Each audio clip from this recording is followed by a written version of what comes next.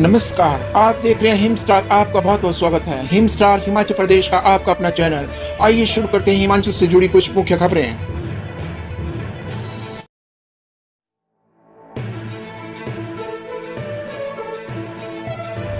हिमाचल के border area के विकास पर केंद्रीय ऊर्जा मंत्री और मुख्यमंत्री सुखविंदर सुक्खू का मंथन।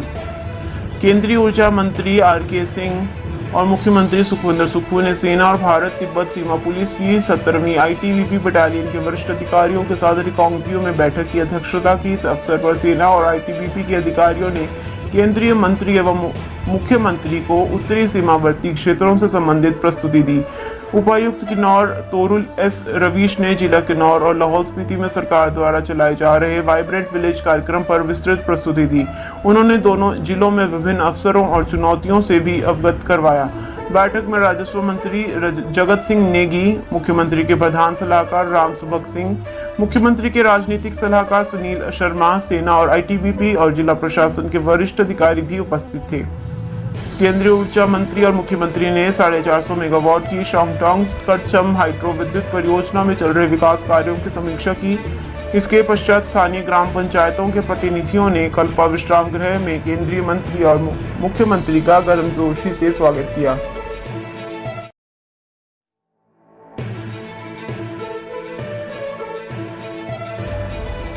मुख्यमंत्री कार्यालय में पेंडिंग में पड़े तबादलों के 2900 डीओ नोट।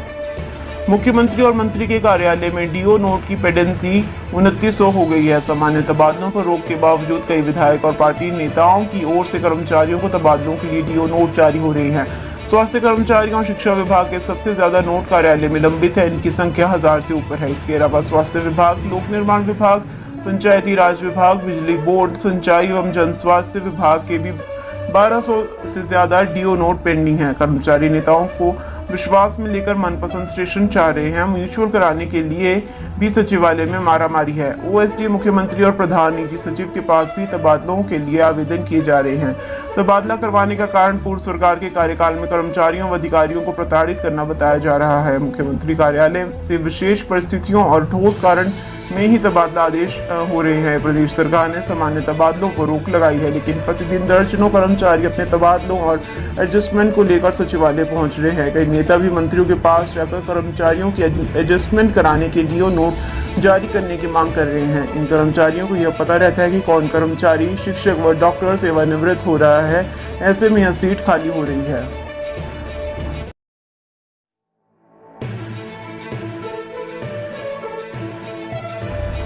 छितकुल से मंडी के लिए दौड़ेगी बस। किन्नौर दौरे के दौरान मुख्यमंत्री सुखविंदर सुक्खू की घोषणा। मुख्यमंत्री सुखविंदर सुक्खू ने किन्नौर के छितकुल से मंडी के लिए बस सेवा आरंभ करने की घोषणा की। मुख्यमंत्री ने कहा कि छितकुल में सामुदायिक हॉल, पार्किंग सहित बस स्टैंड और मिनी स्टेडियम के निर्माण पर भी विचार किया जाएगा। इससे पहले केंद्रीय ऊर्जा मंत्री आर.के. सिंह और मुख्यमंत्री ठाकुर सुखविंदर सिंह सुक्खू ने गुरुवार को किन्नौर जिला के छितकुल गांव में वाइब्रेंट विलेज प्रोग्राम के तहत आयोजित संवाद कार्यक्रम में भाग लिया। इस कार्यक्रम के दौरान केंद्रीय ऊर्जा मंत्री और मुख्यमंत्री ने स्थानीय लोगों से संवाद किया। उन्होंने क्षेत्र के लोगों को उनकी सभी जायज मांगों पर सहानुभूति पूर्वक विचार करने का आश्वासन दिया। केंद्रीय ऊर्जा मंत्री ने लोगों को संबोधित करते हुए कहा कि वाइब्रेंट विलेज कार्यक्रम उत्तरी सीमा में बुनियादी सुविधाओं को मजबूत करने और शहरों के समान सभी सुविधाएं प्रदान करने के लिए केंद्र सरकार की एक पहल है। उन्होंने कहा कि वाइब्रेंट विलेज प्रोग्राम के तहत किन्नौर जिला के छितकुल, पूह, नाको, लियोत और चांगो गांव को विकसित किया जाएगा। आर.के. सिंह ने कहा कि केंद्रीय सार्वजनिक क्षेत्र का एक उपक्रम छितकुल गांव को गोद लेगा और इसके विकास के लिए राज्य सरकार को सहयोग प्रदान करेगा। उन्होंने कहा कि छितकुल में सांस्कृतिक और पर्यटन केंद्र स्थापित किया जाएगा। इस दौरान मुख्यमंत्री हिमाचल प्रदेश सुखविंदर सिंह सुक्खू ने स्थानीय लोगों से संवाद के दौरान कहा कि प्रदेश सरकार ग्रामीण क्षेत्र के लोगों, विशेषकर जनजातीय क्षेत्र के लोगों के विकास के लिए कृत संकल्प है। इससे पहले केंद्रीय ऊर्जा मंत्री और मुख्यमंत्री का कुप्पा आगमन पर जिला प्रशासन द्वारा गर्मजोशी से स्वागत किया गया। इस अवसर पर मुख्यमंत्री के प्रधान सलाहकार राम सुभग सिंह, मुख्यमंत्री के राजनीतिक सलाहकार सुनील शर्मा, जिला कांग्रेस कमेटी के अध्यक्ष उमेश नेगी, उपायुक्त तोरुल रवीश, पुलिस अधीक्षक विवेक चहल संग अन्य गणमान्य लोग भी उपस्थित थे।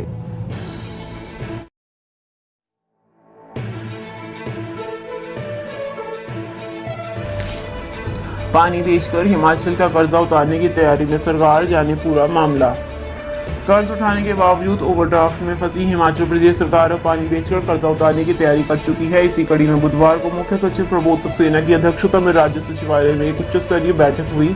बैठक में जल शक्ति विभाग के प्रमुख अधिकारी शामिल हुए। इन अधिकारियों से मुख्य सचिव ने वित्तीय वर्ष 2017-18 में साइन की एमओयू पर चर्चा की। मुख्यमंत्री सुखविंदर सिंह सुक्खू यहां नदियों और खड्डों में बहते पानी को बार बार हिमाचल का बहता सोना करार दे चुके हैं। अब दिल्ली के अलावा अन्य राज्यों को पानी देने की संभावना पर भी विचार हो रहा है ताकि राज्य की आमदनी बढ़ाई जा सके।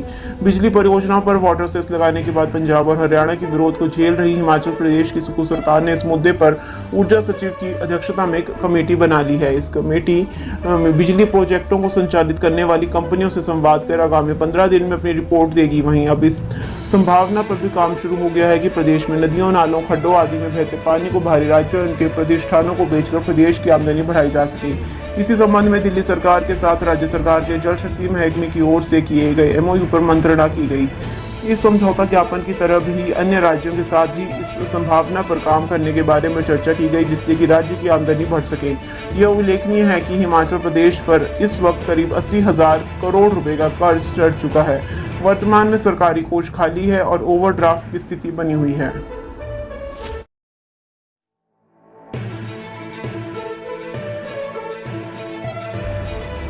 वाटर सेस पर 15 दिन में रिपोर्ट तलब। लघु बिजली परियोजनाओं पर सरकार ने स्वतंत्र बिजली उत्पादक से मांगा ब्यौरा। हिमाचल में 100% बिजली परियोजनाओं पर वाटर सेस लगाने की तैयारी राज्य सरकार ने कर ली है। राज्य सरकार ने स्वतंत्र बिजली उत्पादक से 15 दिन में वाटर सेस पर रिपोर्ट तलब की है।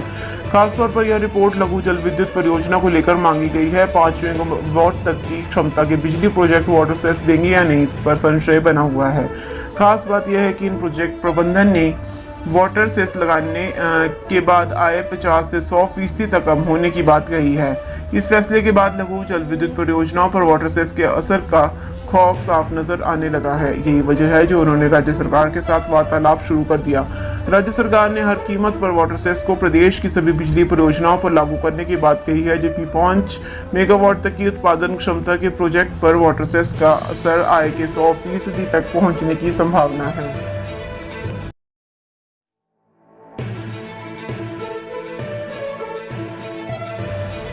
₹3.30 करोड़ के बनाए विश्राम गृह में उल्टा ही लगा दिया दरवाजा। लोक निर्माण मंत्री ने लगाई अफसरों की क्लास। हिमाचल प्रदेश के चंबा जिले के भलेई में 3.30 करोड़ की लागत से निर्मित भव्य विश्राम गृह के कमरा नंबर 301 का दरवाजा ही उल्टा लगा दिया है। लोक निर्माण एवं खेल मंत्री विक्रमादित्य सिंह ने लोकार्पण के दौरान विभागीय लापरवाही को पकड़कर अधिकारियों की क्लास लगाई। साथ ही इस दरवाजे को सही तरीके से लगाने के लिए विभागीय उच्च अधिकारियों को सख्त निर्देश जारी किए हैं। हैरानी की बात है कि लाखों रुपए व्यय कर बनाए गए विश्राम गृह के उल्टे दरवाजे की तरफ किसी का भी ध्यान तक नहीं किया। ऐसे में विभागीय अधिकारी भी गलती मानते हुए यथाशीघ्र उल्टे दरवाजे को सीधा करने की बात कह रहे हैं।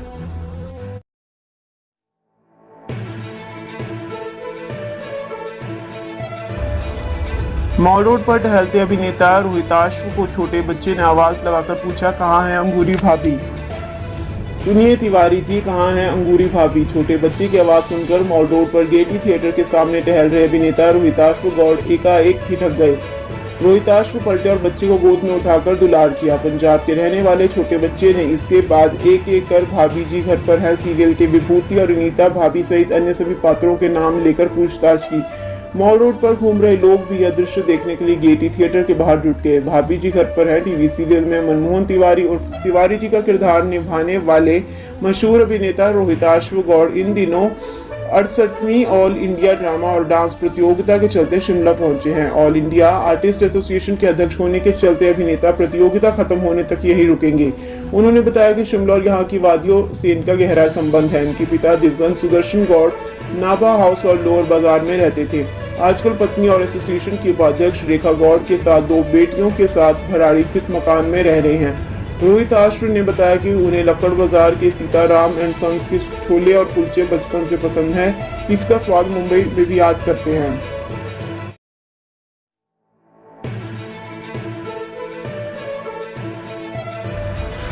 भानुपल्ली बिलासपुर रेल लाइन के सबसे बड़े स्टेशन का काम जल्द होगा शुरू। बिलासपुर शहर के साथ बदियात में स्टेशन के निर्माण के लिए मशीनरी पहुंचने लगी है। स्टेशन निर्माण करने वाली कंपनी गोविंद सागर झील किनारे विहंगम दृश्य दिखाने वाली 3.5 किलोमीटर लंबी रेल लाइन का भी निर्माण करेगी। सामरिक दृष्टि से अति महत्वपूर्ण भानुपल्ली बिलासपुर बैरी रेल लाइन का बधियात में करीब 3 किलोमीटर लंबा स्टेशन बनाया जाएगा। स्टेशन का निर्माण करने वाली HG इंफ्रा कंपनी ने बधियात में बिलासपुर घुमारवी मार्ग पर बने कोठी पुल के पास अपना अस्थायी कार्यालय बनाना शुरू कर दिया है। मशीनरी भी पहुंचनी शुरू हो गई है। यह कंपनी मंडी भराड़ी से लेकर बधियात स्टेशन तक गोविंद सागर झील के किनारे से 3.5 किलोमीटर लंबी रेल लाइन का भी निर्माण करेगी। इस रेल लाइन के 1-1 किलोमीटर लंबे 2 वायडक्ट बनाए जाएंगे। बिलो से पहला वायडक्ट शुरू होगा जो बिलासपुर के नाले के नॉर्ड में व्यास गुफा के पास खत्म होगा। व्यास गुफा के पास से दूसरा वायडक्ट शुरू होगा जो लूणू खैरिया में खत्म होगा। यहीं से रेलवे स्टेशन बनेगा। यह दोनों वायडक्ट गोविंद सागर झील के साथ सटे होंगे। रेल लाइन के बधियात तक भूमि अधिग्रहण हो चुका है। इससे आगे की प्रक्रिया जारी है। भानुपल्ली बिलासपुर बैरी रेल लाइन पर 4 स्टेशन बनाए जाएंगे। यह स्टेशन उपमंडल श्री नैना देवी जी के जकातखाना और थरोट सदर उपमंडल के बधियात और बरमाणा में बनाए जाएंगे, जिनमें जकातखाना और थरोट स्टेशन का काम शुरू हो चुका है। बधियात स्टेशन का काम शुरू होने वाला है। बरमाणा स्टेशन के लिए भूमि अधिग्रहण की प्रक्रिया जारी है। बता दें कि इस परियोजना को पूरा करने का लक्ष्य 31 मार्च 2025 रखा गया है। भानुपल्ली बिलासपुर बैरी रेल लाइन में 26 बड़े और छोटे पुल, 20 सुरंग बनाई जाएंगी। अभी 16 सुरंगों का काम चल रहा है, जिनमें 10 ब्रेक थ्रू हो चुकी हैं। परियोजना के पहले 20 किलोमीटर रेल लाइन पर ट्रैक बिछाने का काम इसी साल शुरू हो जाएगा।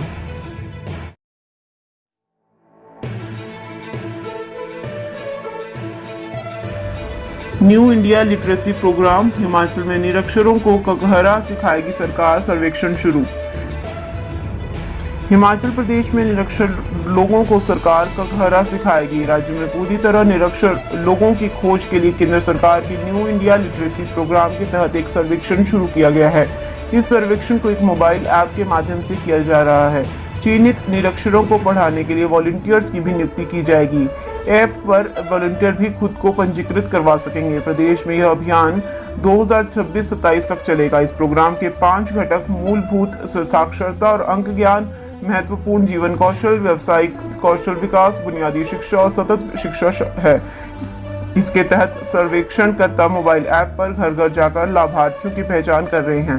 अशिक्षित लोग भी मोबाइल ऐप के माध्यम से किसी भी स्थान से सीधे पंजीकरण कराकर इसका लाभ उठा सकते हैं। यह प्रोग्राम मुख्य रूप से शिक्षण और सीखने के लिए स्वयंसेवक पर आधारित है। इस उद्देश्य के लिए स्वयंसेवक मोबाइल ऐप के माध्यम से भी पंजीकरण करवा सकते हैं। यह प्रोग्राम प्रौद्योगिकी पर आधारित है और मुख्य रूप से ऑनलाइन मोड के माध्यम से क्रियान्वित किया जा रहा है। शिक्षण अधिगम सामग्री और संसाधन NCERT के दीक्षा मंच पर उपलब्ध कराए जा रही है और मोबाइल ऐप के माध्यम से इनका उपयोग किया जा रहा है। इसके अलावा अन्य साधनों जैसे टीवी, रेडियो, सामाजिक चेतना केंद्र आदि का भी मूलभूत साक्षरता और संख्यात्मकता के प्रसार के लिए उपयोग किया जाना है। 15 वर्ष से अधिक आयु के सभी निरक्षर इस योजना का लाभ उठा सकते हैं।